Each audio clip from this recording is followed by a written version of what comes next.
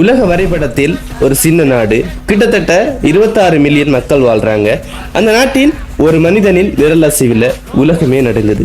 அவர்தான் Kim Jong Un. இவர ஸ்டோரியை பார்க்கறதுக்கு முதல் நம்ம பேஜை ஃபாலோ பண்ணாதவங்க ஃபாலோ பண்ணிக்கோங்க. 1990களின் இறுதி பகுதியில் சுவிட்சர்லாந்துல தன்னுடைய சொந்த பெயர் இல்லாமல் வேறொரு பெயர்ல படிக்கிறாரு.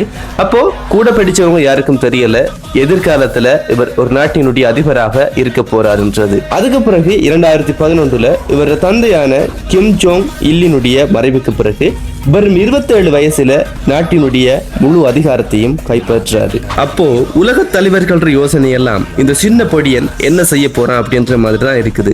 ஆனா தலைவன் கிம் ஜோங் உனின் பதில் அதிரடியா இருந்துச்சு. அதிபரா நாட்டை பொறுப்பேற்ற உடனே தன்னுடைய அதிகாரத்துக்கு எதிராக நிக்கிறவங்க எல்லாரையும் பதவியிலிருந்து நீக்கி புதியவர்களை நியமிக்கிறாரு. உலக நாடுகள் எத்தனை தடைகளை விதிச்சாலும் தலைவன் அணு ஆயுத சோதனைகளை மட்டும் நிறுத்தல. சுருக்கமா சொல்லணும்டா பயம்ன்றது இவர் அகராதியிலே இல்லை. ஒரு பக்கம் மக்களின் அன்பை பெற்ற ஒரு தலைவனா காட்டிக் கொள்றாரு, இன்னொரு பக்கம் இரும்பு திரை போன்ற ஒரு சர்வாதிகார ஆட்சியை நடத்துறாரு. இப்படிப்பட்ட ஒருத்தர் நாட்டுக்குள்ள நுழைகிறதே கஷ்டம். அப்படி நுழையிறாலும் பல கஷ்டங்களையும் தடைகளையும் தாண்டி தான் போகணும். அப்படி பல கஷ்டங்களையும் தடைகளையும் தாண்டி ஒரு தமிழன் உள்ள போய் வந்திருக்கான். அவர்தான் தமிழ் ட்ரெக்கர் புவனிதரன்.